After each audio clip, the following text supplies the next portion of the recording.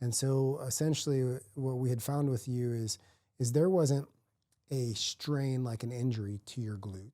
There was a repetitive sprain, strain, injury slash complex going on.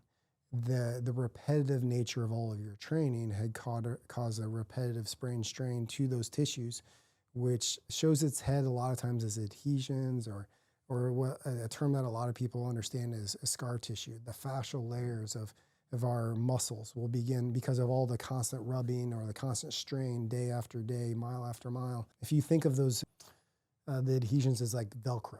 You got layers of tissue almost together like Velcro. And kind of like you mentioned there, when you first get moving, the Velcro's stuck and you start moving and it hurts to kind of pull the Velcro apart.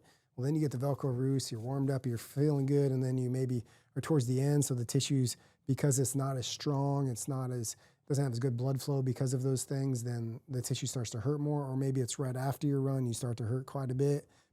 When people have pain like you did, especially if they're doing training, it's not like a strain or a sprain like I rolled my ankle or I hyperextended my knee or I acutely pulled real hard and pulled my hamstring. It's not like that. It's a repetitive nature. There was not that one moment that just sparked that. Correct. It was repetitive in nature.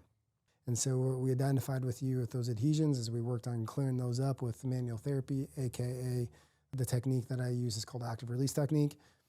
You know, pressure on the tissues, trying to isolate a tissue. You do some motion while I'm putting pressure. We're pulling and unvelcroing those tissues to hopefully permanently break that Velcro loose so the tissues will glide and slide normally again. We followed up with some laser to help with the healing.